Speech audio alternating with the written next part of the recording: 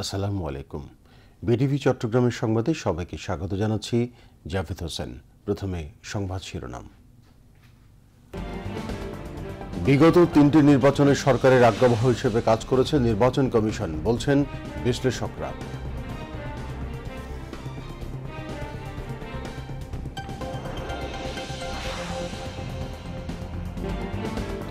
যুক্তরাষ্ট্রের সঙ্গে চলমান শুল্ক আলোচনার মধ্যে বাণিজ্য উপদেষ্টা ও মার্কিন বাণিজ্য রাষ্ট্রদূতের বৈঠক, বাণিজ্যিক সম্পর্ক এবং পারস্পরিক স্বার্থ সংশ্লিষ্ট বিষয়ে আলোচনা।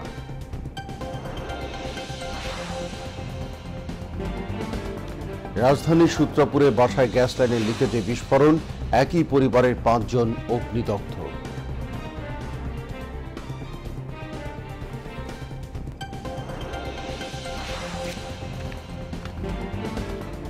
গাজায় ইসরায়েলি হামলায় আরও 82 ফিলিস্তিনির প্রাণহানি। দেইর আল বালাহাতে খাদ্য সহায়তা নিতে আসা 10 শিশুকে হত্যা করল তেল আবিব।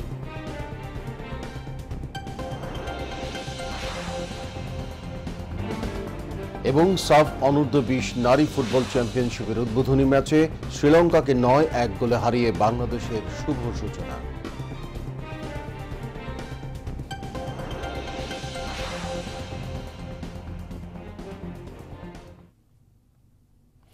এতক্ষণ সংবাদ শিরোনাম শুনলেন, এবার বিস্তারিত। বাংলাদেশে এক একটা জাতীয় নির্বাচন ছিল বিশেষ উৎসবের মতো, কিন্তু ফ্যাসিস্ট শেখ হাসিনার দুঃশাসনের 1.5 দশকে প্রহসনে পরিণত করা হয় নির্বাচনকে। জনগণের ভোটাধিকার প্রয়োগের পুরো বিষয়টি নির্বাসিত হয় নানা কূটকৌশলের আড়ালে। বিতর্কিত সেই 3টি জাতীয় নির্বাচনের কুশীলবদের বিরুদ্ধে বিএনপির করা মামলায় ইতোমধ্যেই সাবেক 2 জন প্রধান নির্বাচন কমিশনার গ্রেফতার হয়েছেন। বিশ্লেষকরা বলছেন, বিগত 3টি নির্বাচনে সরকারের একেবারে আজ্ঞাবহ হিসেবে কাজ করেছে নির্বাচন কমিশন। রিপোর্ট খালিদা হাসানের। ফ্যাসিস্ট আওয়ামী লীগ সরকারের সময় অনুষ্ঠিত দেশের 3টি জাতীয় সংসদ নির্বাচন 2014, 18 এবং 24 সালের নির্বাচন নিয়ে দেশে ব্যাপক বিতর্ক এবং সমালোচনা রয়েছে। বিশেষ করে এই নির্বাচনগুলোতে ভোট গ্রহণের আগেই ব্যালট বাক্স পূর্ণ করে রাখার অভিযোগ ওঠে, যা মানুষের কাছে রাতের ভোট নামে পরিচিতি পায়। 2014 সালের নির্বাচনে প্রধান বিরোধী দল বিএনপি অংশ না নেওয়ায় ভোটের প্রকৃত প্রতিদ্বন্দ্বিতা একেবারেই ছিল না। এরপর 2018 সালের নির্বাচনে ভোটের আগের রাতেই ব্যালট বাক্স ভর্তি করে রাখার অভিযোগ ওঠে, যা সচিত্র আকারে গণমাধ্যমের প্রতিবেদনে উঠে আসে। 2024 সালের নির্বাচনও একইভাবে পুনরাবৃত্ত হয়। শেখ হাসিনা সরকারের ছত্রছায়ায় একটি পরিকল্পিত নির্বাচনী নাটক মঞ্চস্থ হয়। 18 সালের নির্বাচন আমি নির্বাচন করতে পারি নাই, আমার স্ত্রী নির্বাচন করেছে। সে তার উপরে গুলি থেকে শুরু করে সব রকমের নির্যাতন করা হয়েছে। নির্বাচন কমিশন এতই অন্ধ ছিল, সে একজন মহিলাও ছিল, যে একটা প্রার্থীকে গুলি করা হয়েছে সে ব্যাপারে নির্বাচন কমিশনের কোনো আগ্রহী ছিল না। অথচ নির্বাচন তফসিল ঘোষণার পরে যারা নির্বাচনে প্রতিদ্বন্দ্বিতা করে তাদের প্রত্যেককে সুরক্ষা দেওয়ার দায়িত্ব নির্বাচন কমিশনের, কিন্তু সেটা তো করেই নাই। পরে যখন আমি সিইসিকে জিজ্ঞাসা করলাম যেরকম হয়েছে, তো তাই নাকি, আমি তো জানি না। তো এইরকম দলকানা সিএসিদের শাস্তি আইন অনুযায়ী শাস্তি দেওয়া প্রয়োজন, যাতে ভবিষ্যতে কোনো সিএসি হলে সে যেন তার যে নিরপেক্ষতা সেই মানদণ্ড জানে তারা চলে আর কি। এ বিষয়ে নির্বাচন কমিশন বরাবরই অভিযোগ অস্বীকার করে এসেছে। তারা বলেছে, নির্বাচনের দিন পর্যাপ্ত নিরাপত্তা ছিল এবং নিরপেক্ষভাবেই ভোট গ্রহণ অনুষ্ঠিত হয়েছে। দায়িত্ব কিন্তু ছিল নির্বাচন কমিশনের। যিনি প্রধান নির্বাচন কমিশনার আছেন তিনি কিন্তু দায়িত্ব এড়াতে পারেন না। কোশ্চেন আসতে পারে যেমন যে তখন তো শেখ হাসিনা যা বলতেন তাই হতো, তার নির্দেশ না মানলে তার জীবন নাশের হুমকি থাকতো। এই সমস্ত বিষয়ে কিন্তু পাশ কাটানোর চেষ্টা করতে পারে অনেকেই, কিন্তু যে সাংবিধানিক পদগুলি যেগুলো রয়েছে, যেমন ধরেন প্রধান বিচারপতি, তারপরে আপনার নির্বাচন কমিশনার, এই ধরনের যে আপনার সাংবিধানিক পোস্ট, প্রেসিডেন্ট, ইচ্ছা করলে আপনি যদি সৎ হন, আপনার মেন্টালিটি যদি ভালো থাকে, আপনি যদি দেশের জন্য কাজ করতে চান এবং দেশের নিরপেক্ষ অবাধ সুষ্ঠু একটা নির্বাচনের মেন্টালিটি থাকে, তাহলে আপনার প্রধানমন্ত্রী বলুক আর ডিজিএফএ বলুক, এনএসএ বলুক, আপনি তো শুনবেন না সেটা। মাহবুব তালুকদার তো শুনেন নাই। সে সময়ে নির্বাচনের স্বচ্ছতা ও নিরপেক্ষতা নিয়ে প্রশ্ন তোলেন বিভিন্ন রাজনৈতিক দল, বিশ্লেষক ও সুশীল সমাজ। তাদের মতে প্রতিটি নির্বাচনেই নির্বাচন কমিশন সরকারের আজ্ঞাবহ হিসেবে কাজ করেছে। 2014 সালের নির্বাচনটা একতরফা হয়েছে এবং সেই নির্বাচনে সেই 153 জন মানুষ ভোট কেন্দ্রে যাওয়ার আগেই 153 জন বিনা প্রতিদ্বন্দ্বী নির্বাচিত হয়ে গিয়েছে। 2018 সালের নির্বাচন বলে নিশিরাতের নির্বাচন কিংবা মধ্যরাতের ভোট হয়েছে ওখানে। 24 সালের নির্বাচন তাও একতরফা এবং ওই যে অনেকে বলে এটা আমি আর ডামির নির্বাচন। সিইসি এবং নির্বাচন কমিশনই সাংবিধানিকভাবে একটা স্বাধীন প্রতিষ্ঠান, তাদের দায়িত্ব সুষ্ঠু নিরপেক্ষ নির্বাচন নিশ্চিত করা। তো এই দায় তাদের উপরে বর্তায়। তাদেরকে অগাধ স্বাধীনতাও দেওয়া হয়েছে, অগাধ ক্ষমতাও দেওয়া হয়েছে, তারা যাতে এই কাজটা সুচারুরূপে করতে পারে। তো তারা যদি এই কাজ করতে অপারগই নয়, শুধু যদি কোনো রকম তারা অন্যায়ের সাথে যুক্ত হয়, তারা যদি কারচুপি নির্বাচন করে, জালিয়াতি নির্বাচন করে, দায় তাদেরকে নিতে হবে। বিশ্লেষকরা বলছেন, যতদিন একটি নিরপেক্ষ ও স্বচ্ছ নির্বাচনী ব্যবস্থা নিশ্চিত না হয়, ততদিন নির্বাচন নিয়ে দেশে বিতর্ক চলতেই থাকবে। Khalida Hossain, BTV news, Dhaka. July গণ অভ্যুত্থানের 1 বছর পূর্তি উদযাপন উপলক্ষে জাতীয় নাগরিক পার্টি এনসিপির জুলাই পদযাত্রা কর্মসূচি আজ খুলনায় অনুষ্ঠিত হচ্ছে। এ উপলক্ষে এনসিপির আহ্বায়ক নাহিদ ইসলাম, এনসিপি সদস্য সচিব আখতার হোসেন, মুখ্য সংগঠক হাসনাত আবদুল্লাহ ও সিনিয়র যুগ্ম আহ্বায়ক সামন্তা শারমিন বিকেলে খুলনায় আসেন। খুলনা এনসিপির মিডিয়া বিভাগ থেকে জানানো হয়েছে, শুক্রবার বিকেলে যশোর হয়ে কেন্দ্রীয় নেতারা খুলনায় আসবেন। সন্ধ্যায় শিববাড়ি মোড়ে পথসভা এবং রাতে পিপলস মোড়ে পথসভা করবেন তারা। এছাড়া শহীদদের কবর জিয়ারত, আহত ও শহীদ পরিবারের সঙ্গে মত বিনিময়, নগরীর কিছু এলাকায় গণসংযোগের পরিকল্পনা রয়েছে সংগঠনের নেতাদের। যুক্তরাষ্ট্রের সঙ্গে চলমান শুল্ক আলোচনা চলাকালে বাণিজ্য উপদেষ্টা শেখ বশিরউদ্দিন ও মার্কিন বাণিজ্য প্রতিনিধি রাষ্ট্রদূত জেমিসন গ্রিয়ারের মধ্যে বৈঠক অনুষ্ঠিত হয়েছে। ওয়াশিংটন সময় বৃহস্পতিবার সকাল 11টায় ইউএস ট্রেড রিপ্রেজেন্টেটিভের কার্যালয়ে এই বৈঠক হয়। দুই পক্ষই বাংলাদেশ যুক্তরাষ্ট্র বাণিজ্যিক সম্পর্ক এবং চলমান শুল্ক আলোচনা সহ পারস্পরিক স্বার্থ সংশ্লিষ্ট বিভিন্ন বিষয়ে আলোচনা করেন। উভয় পক্ষই পারস্পরিক স্বার্থে একসঙ্গে কাজ করার অঙ্গীকার পুনর্ব্যক্ত করে। এদিকে 3 দিনের দ্বিতীয় রাউন্ডের দ্বিতীয় দিনের শুল্ক আলোচনা বৃহস্পতিবার ওয়াশিংটন ডিসিতে শেষ হয়। আলোচনাগুলো ছিল বিস্তৃত এবং বাংলাদেশ যুক্তরাষ্ট্র বাণিজ্যিক সম্পর্কের প্রায় সব মূল বিষয় এতে উঠে এসেছে। বাণিজ্য উপদেষ্টা শেখ বশিরউদ্দিন ওয়াশিংটনে বাংলাদেশের প্রতিনিধিত্ব করেন। নিরাপত্তা উপদেষ্টা ডক্টর খলিলুর রহমান এবং প্রধান উপদেষ্টা ডাক, টেলিযোগাযোগ ও তথ্য প্রযুক্তি বিষয়ক বিশেষ সহকারী ফয়েজ আহমেদ তৈয়ব ঢাকা থেকে ভার্চুয়ালি আলোচনায় অংশ নেন। বাণিজ্য মন্ত্রণালয়ের ঊর্ধ্বতন কর্মকর্তারাও ওয়াশিংটনে উপস্থিত ছিলেন। যুক্তরাষ্ট্রের পক্ষ থেকে ইউএসটিআর, কৃষি, শ্রম, পরিবেশ ও প্রাকৃতিক সম্পদ, অর্থ মন্ত্রণালয়, উদ্ভাবন ও মেধাস্বত্ব বিনিয়োগ সংস্থা সহ বিভিন্ন বিভাগের ঊর্ধ্বতন কর্মকর্তারা আলোচনায় অংশ নেন। বৃহস্পতিবার বাংলাদেশ সময় রাত 9টায় আলোচনা অনুষ্ঠিত হয় এবং আজও আলোচনা চলবে। নতুন বাংলাদেশের বুনিয়াদকাল 2024-এর জুন, জুলাই, আগস্টের দিনগুলো।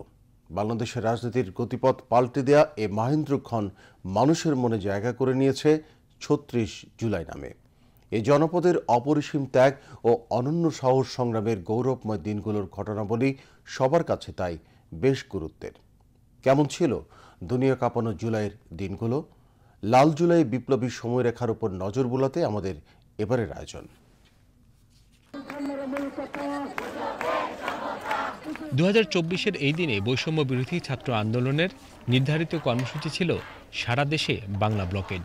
কোটা সংস্কার আন্দোলনের বিগত দিনগুলো শান্তিপূর্ণভাবে পালিত হলেও এদিন আসে নানা বাধা।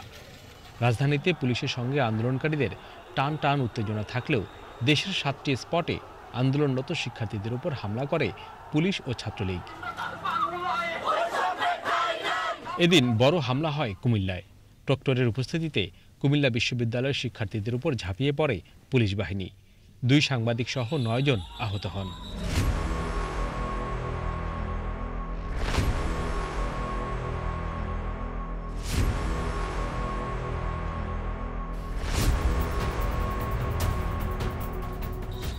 ছাত্রছাত্রীরাও প্রতিরোধ গড়ে তোলেন। ঢাকা চট্টগ্রাম মহাসড়কের নিয়ন্ত্রণ নিয়ে বাংলা ব্লকেড কর্মসূচি সফল করেন তারা।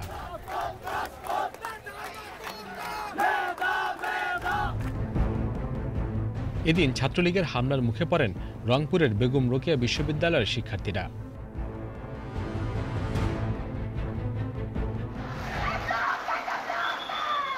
চট্টগ্রামের টাইগার পাস এলাকায় পুলিশ বাধা দেয় শিক্ষার্থীদের। লাঠিচার্জের মুখে রুখে দাঁড়ায় ছাত্রছাত্রীরা। পুলিশের লাঠিপেটা উপেক্ষা করে চট্টগ্রাম রাঙ্গামাটি মহাসড়ক অবরোধ করে আন্দোলনকারীরা। 11 জুলাই যখন আমরা টাইগার পাসে একটা মিছিল নিয়ে যাচ্ছিলাম, তখন টাইগার পাসে পুলিশ ব্যারিকেড দিয়েছে, আমাদেরকে সেখানে যেতে দিচ্ছে না। আমরা খুব সুন্দরভাবে নেগোসিয়েশনে যেতে যাচ্ছিলাম। প্রথমে তো আমাদের ভাইরা ছিল সামনের সারিতে, আমাদের ভাইরা সেই ব্যারিকেড ভাঙে, কিন্তু পুলিশ সেখানে আমাদের মেয়েদেরকে আটকে রেখে দেয় এবং মারধর করে, গালিগালাজ করে।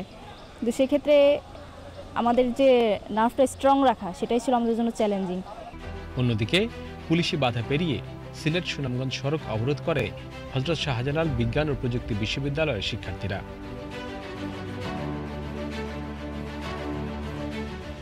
সারা দেশে হামলার এসব খবরের মাঝে বিকেলে সাবধানী হয়ে মাঠে নামে ঢাকা বিশ্ববিদ্যালয়ের শিক্ষার্থীরা। পুলিশের বাধা উপেক্ষা করে তারা শাহবাগ মোড় নিয়ন্ত্রণে নেয়। টার্নিং পয়েন্ট ছিল যে বাংলা ব্লকেটের মতো কর্মসূচি, যে এই কর্মসূচিতে আপনারা দেখবেন আমরা প্রথম দিন প্রায় 7টা পয়েন্টে ব্লকেট করেছি, পরের দিন 11টা পয়েন্টে ব্লকেট করেছি, তারপরের দিন প্রায় 14টা পয়েন্টে ব্লকেট করেছি। এরপরে আবার আমরা শাহবাগে ফিরে এসে 1 পয়েন্টে ব্লকেট দিয়েছিলাম, কারণ সেই দিন 11ই জুলাই কুমিল্লা বিশ্ববিদ্যালয়ে প্রথম সকালবেলা পুলিশ হামলা করে, গুলি করে এবং চট্টগ্রামে হামলা করে, খুলনাতে হামলা করে। তো এই হামলা আমরা ঢাকাতে আশঙ্কা করেছিলাম, এই জন্য আমরা এক জায়গায় সুসংগঠিত ছিলাম। এই যে কয়েকটা দিনের কথা আমি বললাম, এই কয়েকদিন ছিল একটা টার্নিং পয়েন্ট। এই কয়েকদিনে আমরা মূলত ঢাকা শহর সহ সারা দেশে জনগণের মধ্যে, শিক্ষার্থীদের বাইরেও আমরা আন্দোলনের মাধ্যমে আন্দোলনের গ্রহণযোগ্যতা আদায় করি। জগন্নাথ বিশ্ববিদ্যালয়ের শিক্ষার্থীরা ক্যাম্পাসের প্রধান ফটকের তালা ভেঙে পুলিশের বাধা উপেক্ষা করে শাহবাগের বিক্ষোভে অংশ নেয়। ঢাকা কলেজের শিক্ষার্থীরা রাজধানীর নীলক্ষেত মোড়ে পুলিশের বাধার মুখে পড়েন। ফ্যাসিস্ট শেখ হাসিনার পুলিশের বাধা উপেক্ষা করে এদিন অন্যান্য দিনের মতো ঢাকা আরিচা মহাসড়ক অবরোধ করে জাহাঙ্গীরনগর বিশ্ববিদ্যালয়ের শিক্ষার্থীরা।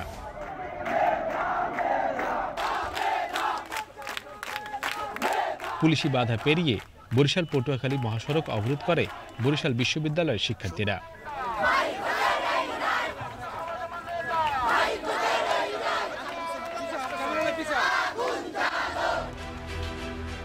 দিন শেষে সন্ধ্যায় নতুন কর্মসূচি ঘোষণা করেন শিক্ষার্থীরা। পুলিশি হামলার প্রতিবাদে পরের দিন শুক্রবার ক্যাম্পাসে ক্যাম্পাসে বিক্ষোভের কর্মসূচি দেওয়া হয়। সকল ক্যাম্পাসে বিক্ষোভ মিছিল ও সমাবেশ অনুষ্ঠিত হবে। কোটা সংস্কার আন্দোলনে সাধারণ শিক্ষার্থীদের প্রতি সমর্থন জানিয়ে এদিন সংবাদ সম্মেলন করে জাতীয়তাবাদী ছাত্রদল। এটি আমাদের একদম অফিসিয়াল বক্তব্য এবং চলমান যে গণতান্ত্রিক আন্দোলন সাধারণ শিক্ষার্থীরা করছে, এই আন্দোলনের সাথে বাংলাদেশ জাতীয়তাবাদী ছাত্রদল পূর্ণ সমর্থন জ্ঞাপন করছে। এদিন 2018 সালের কোটার পরিপত্র বাতিল করে দেয়া হাইকোর্টের পূর্ণাঙ্গ রায় প্রকাশ পায়। তাতে বলা হয় সরকার চাইলে কোটা পরিবর্তন, সংযোজন ও বিয়োজন করতে পারবে। তবে শিক্ষার্থীরা কোটা সংস্কারে তাদের এক দফা দাবিতে অটল থাকেন। বলেন কোটা সংস্কারের একমাত্র ফয়সালা আসবে নির্বাহী বিভাগ থেকে। এমন পরিস্থিতিতে দমন পীড়নের মাঝেও শিক্ষার্থীরা শান্তিপূর্ণভাবে আন্দোলন এগিয়ে নিতে চেয়েছেন। 11ই জুলাই যেদিন আমি আসলে আমার রিমেক করা বলা যায় যে একটা বাংলার প্রচলিত একটা গানকে রিমেক করে আমি গিয়েছিলাম।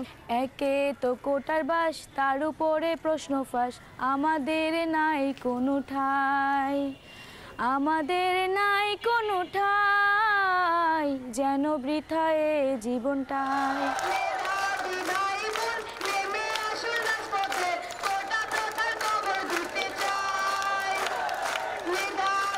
Iqbal Farhad, BTV news.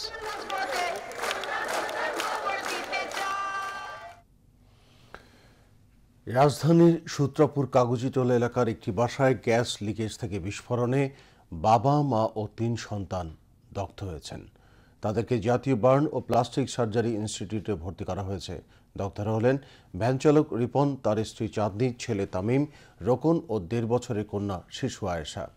দগ্ধ রিপনের মামা জাকির হোসেন জানান, সূত্রাপুর কাগজিটোলা সাইদ চেয়ারম্যানের বাড়ির পাশের একটি 5তলা বাড়ির নিচতলায় ভাড়া থাকে ওই পরিবারটি। রাতে সবাই ঘুমিয়েছিলেন, এমন সময় হঠাৎ করেই বাসায় বিস্ফোরণ ঘটে। এতে তারা আগুনে পড়ে যায়। পরবর্তীতে আশেপাশের ভাড়াটিয়ারা তাদেরকে উদ্ধার করে হাসপাতালে নিয়ে যান। তিনি বলেন, ধারণা করা হচ্ছে বাসায় গ্যাস লিকেজের কারণে এই বিস্ফোরণ ঘটে থাকতে পারে। বার্ন ইনস্টিটিউটের জরুরি বিভাগের আবাসিক সার্জন ডাক্তার শাওন বিন রহমান জানান, রিপনের শরীরের 60%, চাঁদনির 45%, তামিমের 42%, রোকনের 60% ও আয়েশার 63% দগ্ধ হয়েছে। সবার অবস্থায় আশঙ্কাজনক বলে জানান এই চিকিৎসক। এবার আন্তর্জাতিক সংবাদ।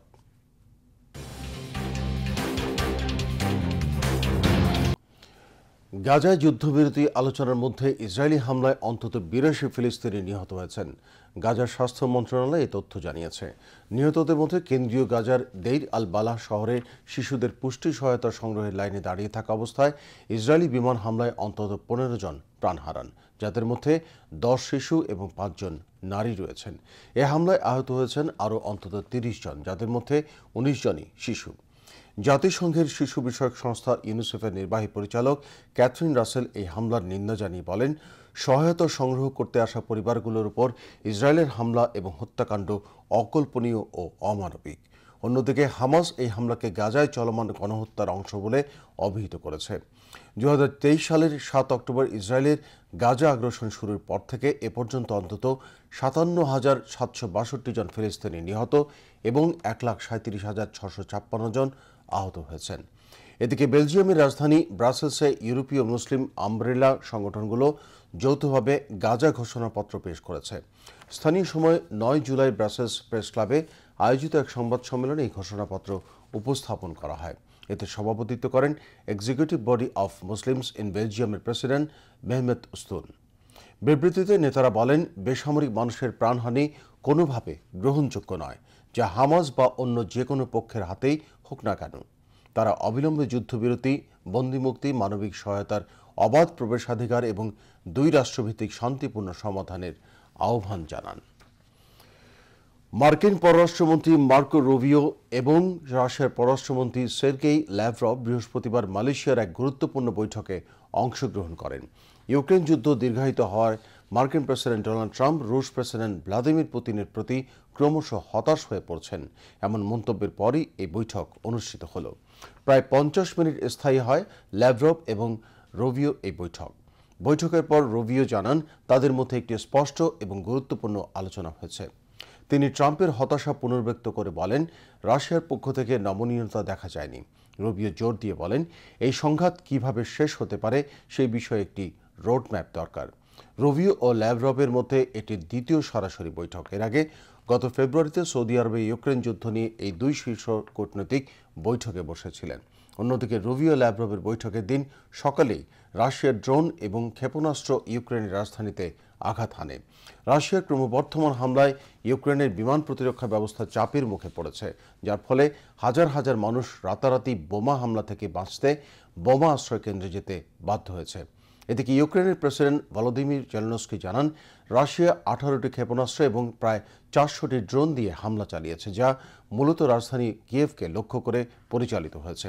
এর আগের রাতেও মস্কো তাদের ছোট প্রতিবেশী দেশটির উপর রেকর্ড 728টি ড্রোন দিয়ে হামলা চালিয়েছিল। কানাডার পণ্যের উপর আগামী মাস থেকে 35% শুল্ক আরোপের হুমকি দিয়েছেন মার্কিন প্রেসিডেন্ট ডোনাল্ড ট্রাম্প। অন্যান্য বাণিজ্য অংশীদারদের উপরও শিগগিরই 15 থেকে 20% সার্বিক শুল্ক আরোপ হতে পারে বলেও সতর্ক করেন তিনি। এ বিষয়ে কানাডার প্রধানমন্ত্রী মার্ক কার্নিকে লেখা চিঠির একটি অনুলিপি বৃহস্পতিবার সামাজিক যোগাযোগ মাধ্যমে প্রকাশ করেছেন ট্রাম্প। সেখানে দেখা গেছে, আগামী 1 আগস্ট থেকে নতুন শুল্ক হার কার্যকর হবে। যুক্তরাষ্ট্রের বিরুদ্ধে কানাডা পাল্টা ব্যবস্থা নিলে পরিণতি আরও খারাপ হবে বলেও সতর্ক করেন তিনি। মেক্সিকোর পর যুক্তরাষ্ট্রের দ্বিতীয় বৃহত্তম রাজধানী বাণিজ্য অংশীদার হচ্ছে কানাডা। মার্কিন পরিসংখ্যান ব্যুরোর তথ্য অনুযায়ী গত বছর যুক্তরাষ্ট্র থেকে প্রায় $350 বিলিয়ন মার্কিন ডলার মূল্যমানের পণ্য আমদানি করে কানাডা।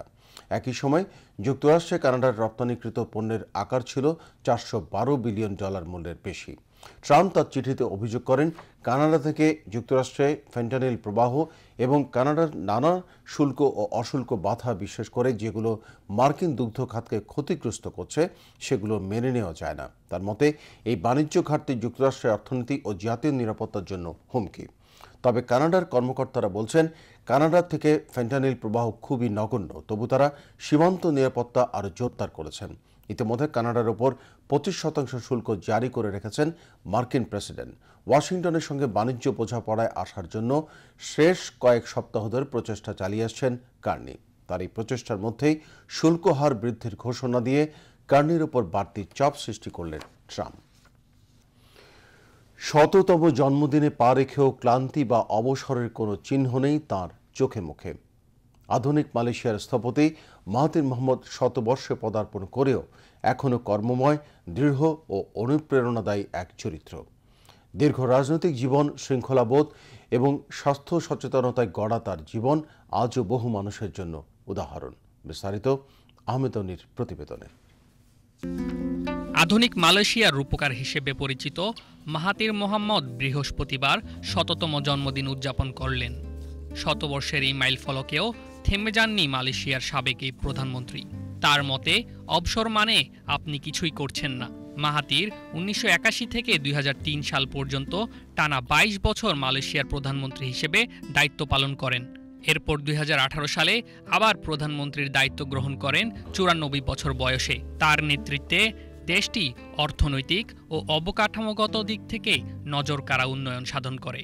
১৯২৫ সালের ১০ জুলাই মালয়েশিয়ার কেদাহ রাজ্যে জন্মগ্রহণ করেন মাহাথির। চিকিৎসা শাস্ত্রে পড়াশোনা করে চিকিৎসক হিসেবে কেরিয়ার শুরু করলেও বৃহত্তর মানুষের কল্যাণে রাজনীতিকে বেছে নেন মাহাথির। ১৯৬৪ সালে রাজনীতিতে সক্রিয় হন এবং ১৯৮১ সালে ইউনাইটেড মালয় ন্যাশনাল অর্গানাইজেশন থেকে প্রধানমন্ত্রী নির্বাচিত হন। লুক ইস্ট পলিসি নামে পরিচিত পূর্বমুখী নীতির প্রবর্তক মাহাথির দেশের অর্থনৈতিক রূপান্তরে গুরুত্বপূর্ণ ভূমিকা রাখেন।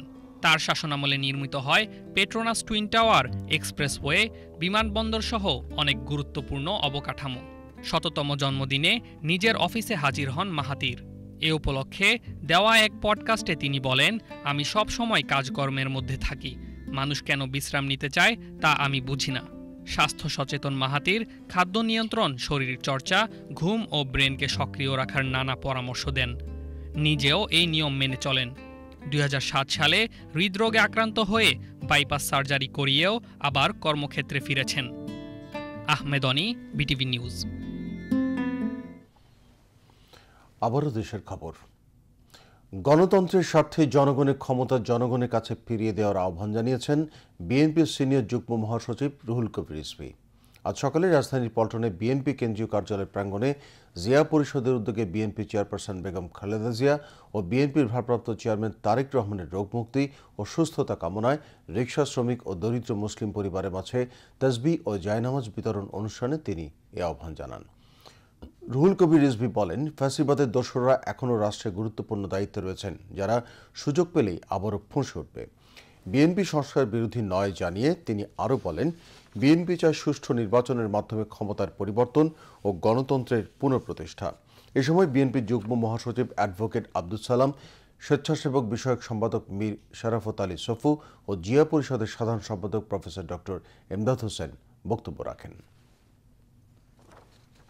যুগে যুগে দেশে দেশে আরো সংস্কার হবে।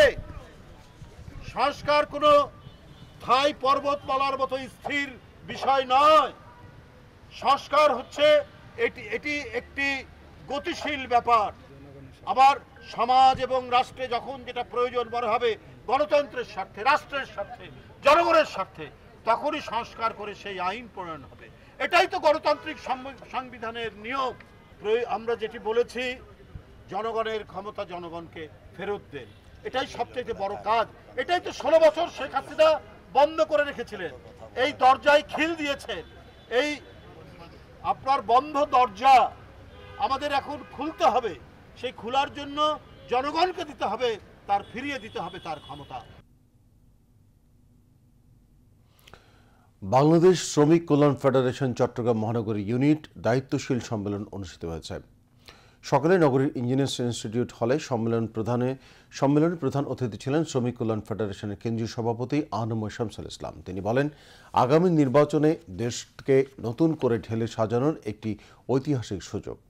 দীর্ঘ 16 বছর পর মানুষ তাদের ভোটাধিকার ফিরে পেতে যাচ্ছে। আমরা আশা করছি একটি অংশগ্রহণমূলক ও গ্রহণযোগ্য নির্বাচন হবে, আর সেই নির্বাচনের মাধ্যমে আগামীর বাংলাদেশ বিনির্মাণের গতিপথ নির্ধারণ হবে।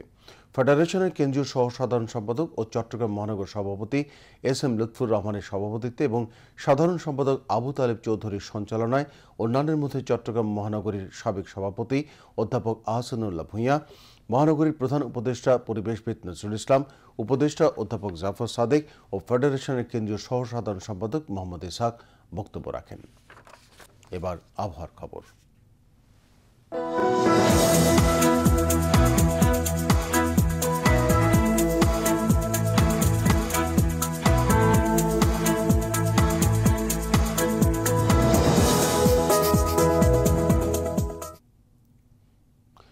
পতেঙ্গা আবহাওয়া অফিস জানিয়েছে, আগামীকাল সন্ধ্যা 6টা পর্যন্ত চট্টগ্রাম এবং পার্শ্ববর্তী এলাকায় আকাশ সাময়িকভাবে মেঘলা সহ আবহাওয়ার প্রধানত শুষ্ক থাকতে পারে।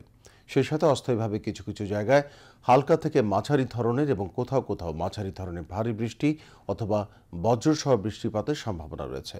দিন ও রাতের তাপমাত্রা সামান্য বৃদ্ধি পেতে পারে। পরবর্তী 24 ঘন্টায় আবহাওয়ার সামান্য পরিবর্তনের সম্ভাবনা রয়েছে। নগরীতে আজ সর্বোচ্চ তাপমাত্রা ছিল 33.2 ডিগ্রি সেলসিয়াস, যা স্বাভাবিকের চেয়ে 2.3 ডিগ্রি বেশি, এবং সর্বনিম্ন তাপমাত্রা ছিল 25.7 ডিগ্রি সেলসিয়াস, যা স্বাভাবিকের চেয়ে 0.6 ডিগ্রি বেশি।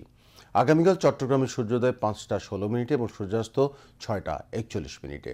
এবার জানিয়ে দিচ্ছি কর্ণফুলী নদীতে আগামীকালের জোয়ার ভাটার সময়সূচি। ভাটা শুরু হবে রাত 1টা 31 মিনিটে, জোয়ার সকাল 8টা 3 মিনিটে। পরবর্তী ভাটা শুরু হবে দুপুর 1টা 41 মিনিটে এবং জোয়ার রাত 8টা 42 মিনিটে।